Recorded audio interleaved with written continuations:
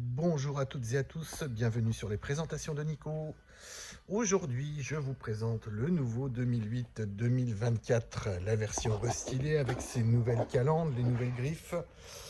On est en présence d'une finition allure avec une motorisation Blue HDI 130 chevaux. Alors, pour ce qui est des nouveautés, on retrouve ici donc les écopes de pare-chocs qui ont changé avec l'intégration de 3 griffes. Une nouvelle calandre qui est aux couleurs de la carrosserie, finalement. Voilà, le 2008, la typographie a un petit peu changé, vous voyez, elle est un petit peu penchée, plus dynamique. Le nouveau logo Peugeot, bien entendu. Sur la partie latérale, pas de changement, on va dire, très important. L'arrivée de nouvelles jantes que je trouvais un petit peu particulière en documentation et en photo. Mais dans le réel, c'est plutôt sympa cette ligne, c'est pas vilain du tout, c'est plutôt chouette. Voilà, on a toujours ce Baby 3008 qui est un 2008, voilà, avec un petit look de range, d'évoque.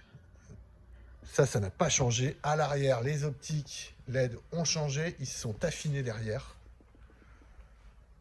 Voilà, le Peugeot inscrit ici, le 2008 ici également. Donc les inscriptions sont foncées, avec une écriture penchée. La caméra est intégrée maintenant à l'ouverture du coffre. Toc. Donc ouverture du coffre qui, elle, n'a pas changé. C'est toujours la même avec la banquette 1 tiers 2 tiers. La possibilité du double plancher que l'on a ici, que l'on va pouvoir mettre pour avoir un plancher totalement plat. Voilà, là, de ce côté-ci, nous n'avons pas de changement. Pour ce qui est de l'intérieur, la sellerie reste quasi identique. On a maintenant un gaufrage, c'est plutôt joli d'ailleurs, voilà, mais la forme des sièges, on ne peut pas dire qu'il y ait de changement par rapport à la précédente version, bien entendu. Au niveau de l'avant, la planche de bord change très peu. Voilà, on retrouve cet écran de 10 pouces maintenant qui se généralise sur la gamme qui était réservée au GT auparavant.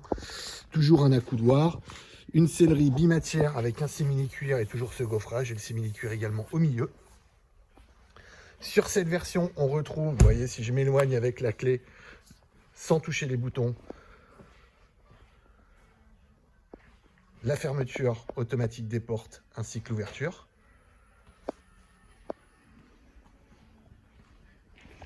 Cette calandre lui va plutôt bien, je trouve ça vraiment très joli. Voilà, les coquilles du rétroviseur noir laqué sont liées à la finition. Les rampes de pavillon sont également noires. Ce rouge élixir lui va aussi très bien.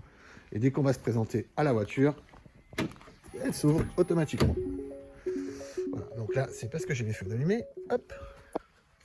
Sinon, rétroviseur abattable électriquement, ça c'est toujours pareil. On retrouve donc le volant avec le sigle Peugeot qui a changé. Voilà le nouveau logo. Système de démarrage également sans clé.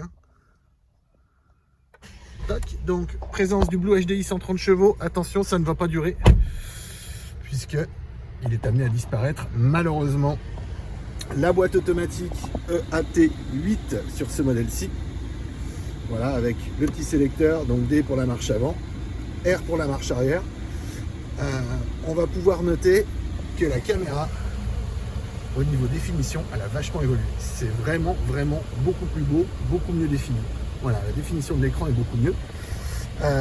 Sur cet écran, on retrouve le nouveau système multimédia de chez Peugeot, celui qu'on a déjà retrouvé sur la nouvelle 308, sur la nouvelle 408. C'est le tout nouveau système, donc avec une petite prise en main à avoir, mais vous voyez, les écrans sont vraiment très grands, c'est vraiment sympa. On retrouve toujours le virtual cockpit que l'on peut définir ici comme on le souhaite, minimal, personnel 1, 2, cadran, conduite. Voilà, on peut choisir ce qu'on veut devant nous, et c'est très visible. Voilà, c'est vraiment sympa. Ce nouvel écran, donc, il se contrôle surtout via les boutons là en bas. Donc on a le menu de base avec la maison, la ventilation sur la droite ici. Donc par exemple là je vais me mettre en auto pour que ça fasse un petit peu moins de bruit. Tac, voilà, me voilà en doux. Les réglages de la voiture par là. Voilà, donc les fondements intérieurs de la tablette ont changé parce que le système a changé. Bon voilà, on retrouve quand même toujours les mêmes fonctions où vous allez avoir vos aides à la conduite que vous allez pouvoir régler, les différentes fonctions. Bien entendu, l'anti-patinage, reconnaissance des vitesses, le système start and stop, le maintien dans la voie que l'on peut activer ou désactiver. Bref, on a toujours à peu près les mêmes fonctions. Et donc ici, téléphone, paramètres, aide. voyez, après j'ai différents écrans que je peux choisir, hein, comme ceci. Donc on a le mirror screen avec l'Apple CarPlay, l'Android Auto également. Le mur des applications, où vous allez pouvoir tout choisir ici. Voilà, directement le téléphone. Alors Games, vous allez pouvoir télécharger des jeux via Apple Store ou Google Play, tout simplement. Toc, donc vous voyez, accéder au jeu. Et là, par exemple, on a déjà Tic-Tac-Toe, Le Pendu et 2048. Voilà. Bon, est-ce que ça sert vraiment? On va dire si on attend très longtemps dans sa voiture, pourquoi pas? Bien entendu, c'est désactivé lorsqu'on roule. Hein. Voilà, les paramètres généraux qu'on va retrouver ici. Donc, par exemple, dans personnalisation de l'affichage. Vous voyez, par exemple, l'écran tactile, je vais pouvoir choisir comment je mets mes vignettes. L'affichage des écrans de conduite comme je le souhaite ici, par exemple. Toc. Ensuite, les couleurs d'écran. Donc, vous voyez, rouge, vert, blanc, bleu, comme je le souhaite. Donc, par exemple, je vais me mettre en rouge pour harmoniser avec le reste. Le son sportif que l'on peut ajouter, alors c'est via les haut-parleurs, hein, donc en mode sport uniquement. Toutes les connectivités d'appareil, bien entendu, les différentes luminosités que vous pouvez choisir. Les mises à jour se font directement, donc appuyez sur installer. Et là, par exemple, je vais pouvoir installer une mise à jour. Donc autoriser le téléchargement des mises à jour automatiques. Et là, c'est parti. Hop, tout simplement. Donc vous voyez, le système est quand même très simple, mais il a évolué dans le bon sens. C'est quand même beaucoup plus réactif. Voilà, on n'est pas dans une Tesla non plus, mais c'est plutôt pas mal pour la gamme. C'est vraiment bien. Voilà, le volant est en cuir, toujours les palettes de volant pour manipuler la boîte automatique 8 vitesses.